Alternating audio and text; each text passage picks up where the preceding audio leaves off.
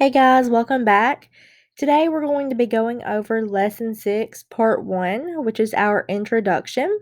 So, Lesson 6 is all about analyzing the interaction of story elements. So, let's go ahead and start breaking this down.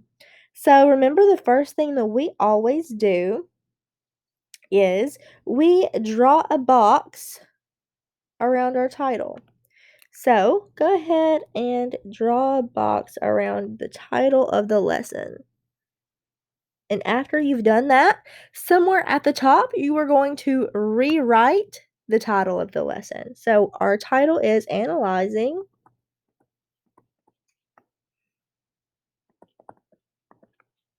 the Interaction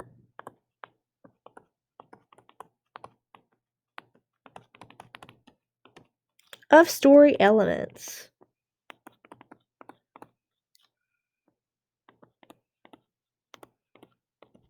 Okay, so as you guys already know, after we have the title copied down at the top of the page, we are going to break apart the individual pieces of the title to figure out exactly what Lesson 6 is all about. So, the first word that we have is analyzing. You guys already know that if you analyze something, you are breaking it apart.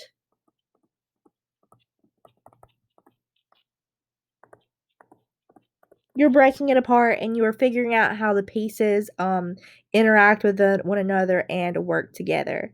So, the word interaction just means how they work together.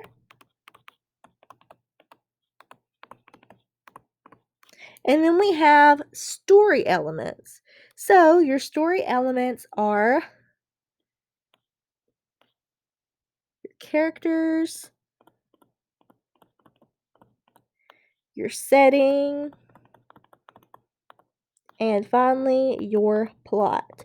And remember, if you know it's a story, that automatically makes it fiction. Because remember, anything that is a short story or a story is fiction, which means that it is made up. Okay, so now that we have our title broken apart and we know what Lesson 6 is all about, let's actually get into the text and see what it's trying to tell us. Okay, so our text says, a bicycle without wheels, pedals, and brakes wouldn't be complete or possible to ride. Similarly, a story wouldn't be complete or interesting to read without all of its parts working together. These parts, called story elements, include its characters, setting, and plot. So, you guys may notice the word story elements is in bold. So, what I want you to do is take your yellow highlighter and highlight the word story elements. And out to the side, it tells us that story elements are characters, setting, and plot. You already have this written down in your source book, but I want you to do this um, just to help ingrain it into your memory. So, our next paragraph says analyzing a story means figuring out how its elements interact with each other. For example, you can analyze how the setting of a story shapes its plot. A story's plot includes a conflict or a problem the characters must respond to, and a resolution in which the problem is solved. Okay, so the bolded words, I want you to take your yellow highlighter and highlight those. So we have analyzing, we have conflict, and we have resolution. So, according to our text, we know that analyzing means figuring out how the elements interact with each other. And when it says elements, it means these character, setting, and plot. So the next word that we have in bold is conflict. And we know that conflict is is a problem the characters must respond to. So, any text that you read, if it's fiction, there's going to be some kind of conflict. So, the characters are going to have a problem that they have to deal with and figure out how to solve. Um, any kind of fiction that you read would be very boring if there was no conflict. If there was no conflict, you would just read about someone's day-to-day life, and there would be no problem for them, and it would be so, so super boring. Okay, so the next word we have is resolution, which is how the problem is solved. So, we know that our story will have some kind of conflict, and if there's conflict, there must be resolution, which is how they solve the conflict. So, for example, if you're reading a story, um, and the conflict is the person's dog got lost, the resolution may be they did everything they could, put up lost dog posters, and by the end of the story, they found the dog. So that would be your conflict, and that would be your resolution. Okay, so next, go ahead and get your yellow highlighter ready. We have some directions, and we are going to highlight those. So we're going to look at the picture below. It shows the moment of conflict in an adventure story. Consider the importance of this setting to the story's conflict. Okay, so before we move on, we are going to take some time and look at this picture. So, the first thing I want you to notice about the picture is we have a group of 4 people in some kind of raft. It looks like it might be inflatable. We notice that they all have on little helmets and they all have paddles. So, the next thing we're going to look at is the movement of the water. So, here we have a pretty large wave. Here's another wave. There's some waves splashing against the rocks. So the water definitely looks choppy. So out to the side, write choppy water.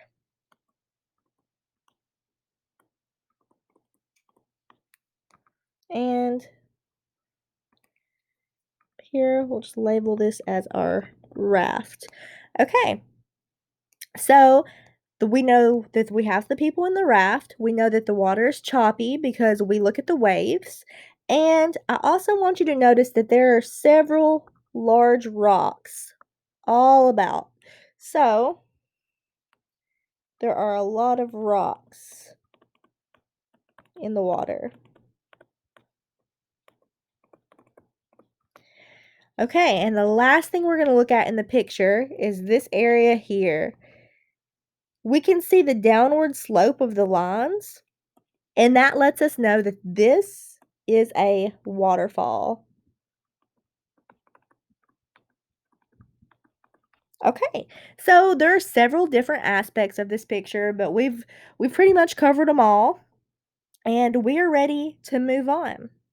So, our directions say, go ahead and highlight this with your yellow highlighter. It says, what is the setting? It is a river with rocks, whitewater rapids, and a waterfall. Okay, so we know that the setting is a river, and there are a lot of rocks in the water. There are whitewater rapids, and there's a waterfall. So whenever we were looking at the picture, we covered all that. All of that is information we already know. So the next thing that we will look at is what is the relationship between the setting and the story's conflict. So what I want you to do now is think about what we talked about earlier about the definition of conflict and how it's a problem within the story that the people must solve. And I want you to think about the relationship between the setting in the picture and the conflict that these people are facing. So the setting, remember, is the water, the rocks, the rapids, and you are going to use the setting to figure out the story's conflict. So you are going to make an inference or an educated guess based on the setting. So go ahead and do that for me now. Okay? So I'm going to go ahead and assume that you guys probably already did this. So I'm going to tell you what I believe the relationship is. So the setting is actually the cause of the story's conflict. So the setting causes the conflict.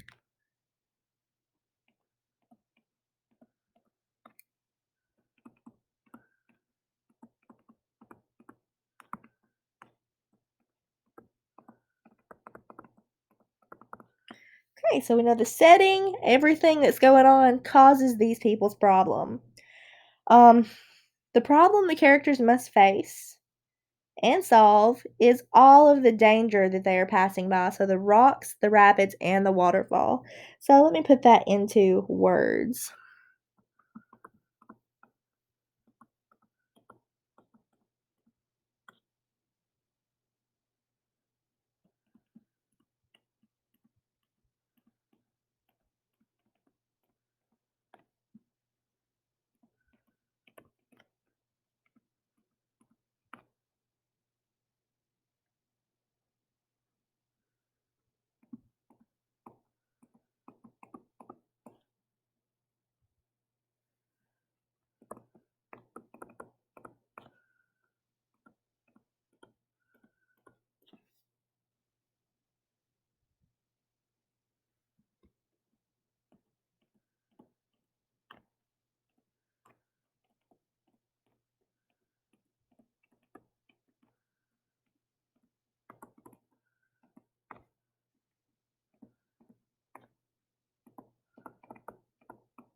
Okay.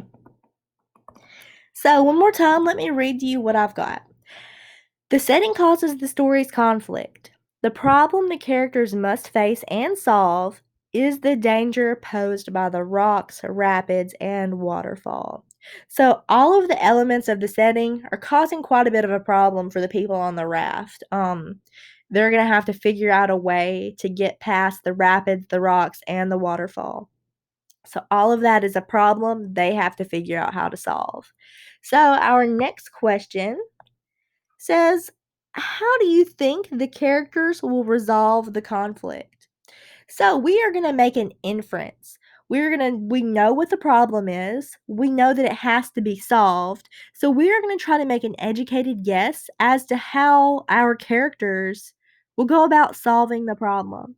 So look at your setting, analyze it, and then make an inference as to how you think these people are going to solve the problem. How do you think they're going to get past the choppy water, the rapids, the rocks, and the waterfall?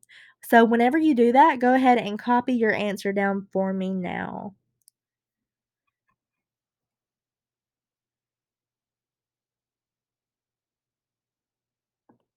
Okay, so let's go ahead and talk about it. So, there are several things that these people could do in their situation. So, your answer may not be the same as mine, but I'm going to just go ahead and give us a few options. So, one option is they might land on shore.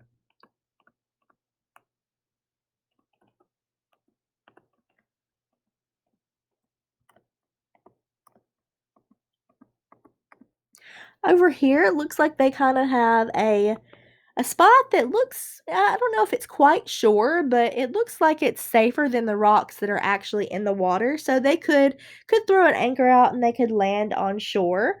Um, they could anchor themselves onto the rocks.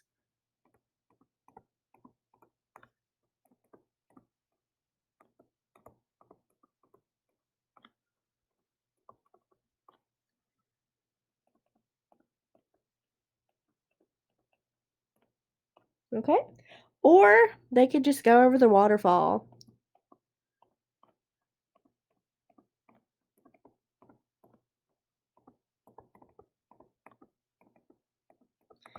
So if they can't think of anything to do, really their only option, I guess, would to be to continue following the river and eventually go over the waterfall. Um, but before that happened, they may possibly try to land on shore. They may try to throw an anchor out. Um, and attach themselves to some of the rocks to prevent their raft from going over. But any answer that you found um, would work as long as you based it on the setting of the story. So you have to use the setting of the story to kind of guide your answer. You can't come up with an answer that's just like a helicopter would come out of thin air and drop a ladder down to save them. While I guess that could happen, that's not really feasible because our setting gives us no indication that a helicopter is waiting somewhere in the sky to pick these people up. So, whatever answer you came up with as to the resolution of the conflict, it has to be based on the setting and the information that it gives us. Okay, so the last little bit of information we're going to look at is down at the bottom. And it says, just as a bicycle can't move forward with or without all of its parts working together, stories don't go anywhere without the interactions of their characters, settings, and plot. By analyzing a story, you're figuring out how its parts relate to each other, and you might be learning a new way to enjoy the stories you read. So, just as we said to get earlier, all the parts of a story work together. The parts of your story, remember your characters, your setting, your plot. There's always going to be some kind of conflict and some kind of resolution. If you can figure out what those things are within a story, it's going to make it so much more enjoyable for you to read. And by analyzing that, you're really going to be able to understand what's going on. So I hope that this helped, and being able to have a picture to break down helps you understand how the setting affects conflict. But as always, if you have any questions, just be sure to email me and let me know, or we can schedule a video conference. Just let me know what you guys think and what you need. Okay, I hope you guys have a great day.